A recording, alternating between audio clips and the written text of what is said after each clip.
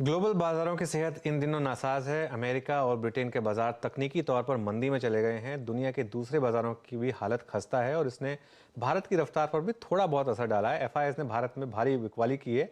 सवाल यह है कि रिटेल निवेशकों को आगे क्या करना चाहिए। मार्केट गुरु सीरीज में हमारे साथ अब बाजार के दिग्गज शंकर शर्मा जुड़ रहे हैं। शंकर शर्मा ने फर्स्ट ग्लोबल की शुरुआत की थी और वेल्थ क्रिएटर के नाम पर जाने जाते हैं। और शंकर शर्मा एक बहुत अच्छे सिंगर हैं।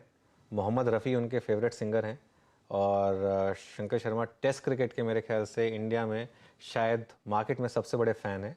और ईडन गार्डन्स में जाकर मैच देखते थे वो, और काफ़ी वो उस समय मैच देखते थे जब असल में टेस्ट क्रिकेट हुआ करता था। Shankar, good morning. सबसे पहले तो मेरे साथ हिंदी में जुड़ने के लिए, आवाज़ में जुड़ने के लिए शुक्रिया।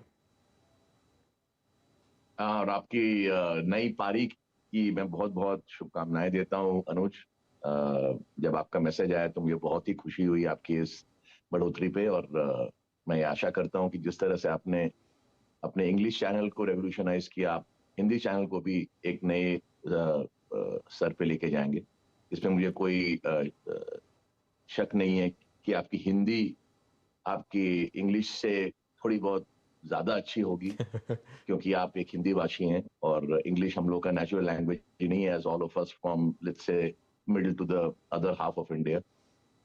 तो आ, मुझे मुझे बहुत खुशी है कि आज मैं आपसे हिंदी हिंदी में बात करने के लिए जुड़ा हूँ। चलिए शंकर, आप खैर आपकी तो इंग्लिश और हिंदी दोनों बहुत ज़बरदस्त है, तो आपसे तो दोनों लैंग्वेज में बात करने में मज़ा आता है।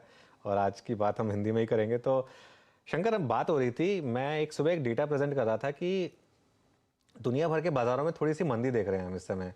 कॉस्पी का बाज़ार तो डॉलर टर्म्स में 33 साल के नेगेटिव रिटर्न्स में चला गया है। हैंगसेंग 2009 के लेवल पर आ गया है। लेकिन इंडियन बाज़ार अभी भी अपने 52 वीक हाई के करीब है कंपेयर टू बाकी जो जो भी मार्केट हैं। तो क्या लग रहा है कि ये जो इंडियन आउट परफॉर्मेंस है ये आगे कंटिन्यू करेगी और रिटेल जो बाय करता जा रहा है लगातार वो पैसा बनाता रहेगा मार्केट में? तो मेरा ये मानना है, और मैंने कुछ दिनों पहले ट्वीट भी किया था कि अभी मुझे जितने काम के देश है, देश तो मेरे ख्याल 190 है दुनिया में, लेकिन काम के देश अगर आप देखें तो 20-25 होंगे टोटल। इंडिया एक ब्रेकआउट कंट्री है अभी, बिल्कुल। One and only line I can say कि इंडिया एक ब्रेकआउट मार्केट है, इंडिया एक ब्रेकआउट नेशन है, एक ब्रेकआउट देश है। और ये जो मार्केट की आप आउट परफॉर्मेंस की बात कर रहे हैं, ये अगर एक साल के बाद जाके देखेंगे तो ये आउट परफॉर्मेंस का गैप और बढ़ गया होगा। और अगर 3 साल के बाद देखेंगे तो ये आउट परफॉर्मेंस का गैप उस एक साल से भी कहीं ज्यादा ज्यादा आगे होगा। सो ये हम इसको स्केप्टिकली देख सकते हैं या हम इसको एक फंडामेंटली देख सकते हैं। और मैं चीजों को जनरली एक मैं ज्यादा इमोशनल नहीं होता, इस पूरी चीज के बारे में। आपके चैनल पे बहुत लोग आएंगे जो जिनकी बहुत एक वो दिल से इन्वेस्टेड रहते हैं इन द इक्विटी मार्केट्स में। वो दिल वाला काम इक्विटी मार्केट की तरफ तो कम से कम नहीं करता हूँ। शंकर, एक चीज़ जिसमें आप काफ़ी वोकल रहे हैं वो हैं इंडियन स्टार्टअप्स। और मेरे ख्याल से आप काफ़ी ब्रूटल रहे हैं उसमें, स्पेशली बायजूस जैसी कंपनियों पर। या उससे पहले भी जो कंपनियां आई थी, बायजूस तो खैर पब्लिक हुई नहीं, शायद हो भी ना पाए जिस तरीके का उनका काम चल रहा है। लेकिन इसमें आप थोड़े से काफ़ी काफ़ी वोकल रहे हैं। इस पे क्या व्यू है अब?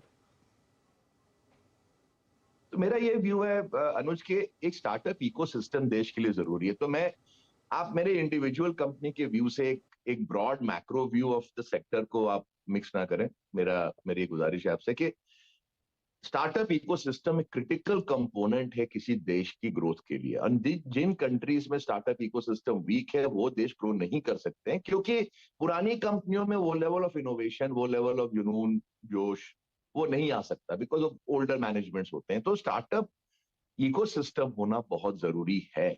और अगर आप देखें तो जो 3 देशों का नाम मैंने लिया, इसके पहले दो देशों का, अमेरिका और चाइना, ये स्टार्टअप इकोसिस्टम के लिए जाने माने हैं साहब। अगर आप अमेरिका के इतिहास को देखें तो स्टार्टअप इकोसिस्टम ही की कंपनी आज जाके इतनी बड़ी बन गई।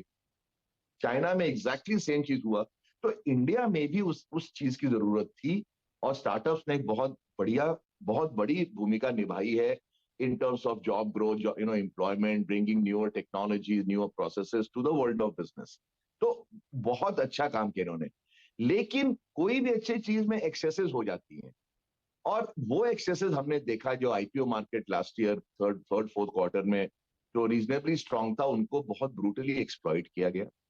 और रिटेल इन्वेस्टर्स जो उस वक्त भी जोश से भरे थे, उनको मेरे ख्याल से तो मैं बोलता हूँ बेवकूफ बनाया गया। हालांकि मैं अगेन ये बात कहता हूँ कि आप अगर बेवकूफ बने तो ये आपकी गलती थी, किसी ने आपको फोर्स नहीं किया था जाके आप जाके जोमेटो और नाइका के शेयर दे लो। ये आपकी गलती थी अगर आपने जाके लिया, लेकिन उस गलतियों के चलते ही आप बेटर इन्वेस्टर बनोगे। अगेन ये भी आपने आपकी ये स्टेपिंग स्टोन है to becoming a better investor, क्योंकि गलतियां हमने भी की, हमने भी अनाप शनाप आईपीओ लिए अपनी अपनी जवानी के दिनों में।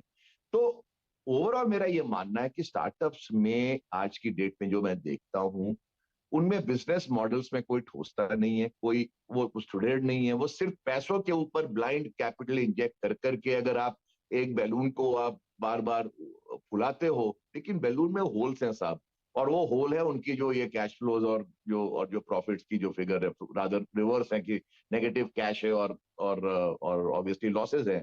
तो वो आप हवा भरते हो पैसे का, और वो हवा धीरे धीरे करके उन होल्स के थ्रू निकल जाता है।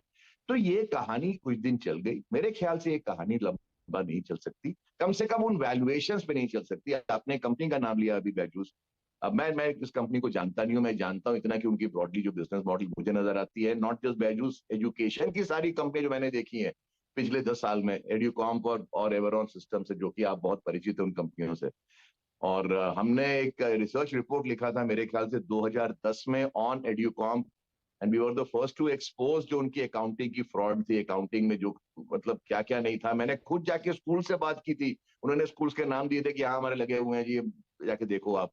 मैं पर्सनली गया 10 स्कूल में, और कहीं भी एक जगह भी उनका वो सॉफ्टवेयर नहीं चल रहा था। और मार्केट कैप था मेरे ख्याल से 9,500 करोड़ उस वक्त। तो एजुकेशन में, और आप देखो तो मतलब कंपनी गायब हो गई। तो एजुकेशन में हमने हिंदुस्तान में बहुत कंपनियां देखी हैं जो आई और गई हैं, एक भी कंपनी सस्टेनेबल बिजनेस मॉडल के साथ नहीं चल पाई। तो मेरा ये कहना है कि अगर 2,000 करोड़ के टर्नओवर की ये कंपनी है, उसका मार्केट कैप जो मैं सुनता हूं वो है $25 बिलियन, मतलब नियरली 2 लाख करोड़। तो मैं बोलता हूँ ये तो मतलब लोग पागल है। ये सॉवरेन वेल्थ फंड्स, ये पेंशन फंड्स जो हमें सिखाते हैं क्या इन्वेस्टिंग है, और वो जाके इस तरह की कंपनियों में इस तरह के वैल्यूएशन से पैसे डालते हैं, तो ये साहब मेरे समझ के बाहर की चीज है। तो मेरा ये मानना है कि इनकी आईपीओ अगर आए तो वो 500 करोड़ के वैल्यूएशन पर, अगर इनका इनका आईपीओ आए तो शायद देखना चाहिए, मे बी 1,000 करोड़ पे देखना चाहिए। हाफ टाइम सेल्स दे देंगे साहब, और क्या दे देंगे इनको। अगर वन टाइम सेल भी देते हैं तो 2,000 करोड़, उसमें भी हार्डवेयर का कंपोनेंट बहुत हाई है इनके सेल्स में। तो इस तरह से अगर हम देखें तो 2,000 करोड़ पे अगर लेके आते हैं साहब, तो हम जरूर इस पर सब्सक्राइब करेंगे, क्यों नहीं करें। दो दो पर लाख 2 लाख करोड़ पे करना मेरे हिसाब से तो दो हजार मतलब उसको दो मैं हजार दो पागलपन कहूँ। हजार 2,000 करोड़, ये तो बात बिलियंस ऑफ डॉलर्स में कर रहे हैं शंकर। 1,000 2,000 करोड़ की आप बात कर रहे हैं। वैसे एजुकॉम की नहीं बात। अनुज अनुज देखिए, नहीं अनुज देखिए, बात दुनिया में एक ही चीज फ्री है, हम्म। वो है बात। टॉक तो इज चीप। बात करने में तो सब पैसे कहाँ लगते हैं, हम बात कर रहे हैं, हम थोड़े एक दूसरे को पैसे दे रहे हैं इस चीज के लिए। तो कोई भी अपनी वैल्यूएशन को जो मर्जी कहे, लेकिन लिस्टेड मार्केट के मापदंड बहुत क्लियर है साहब।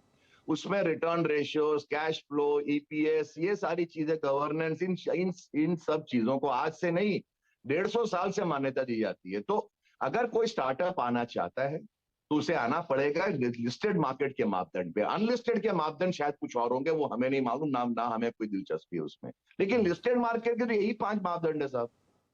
और आप आओ तो please come with clear head कि यही मापदंड के ऊपर आपको आपको उतरना पड़ेगा। और अगर नहीं उतरे तो आप लिस्टिंग ना ही करो, आप अनलिस्टेड में ही एक दूसरे को बेचते रहो।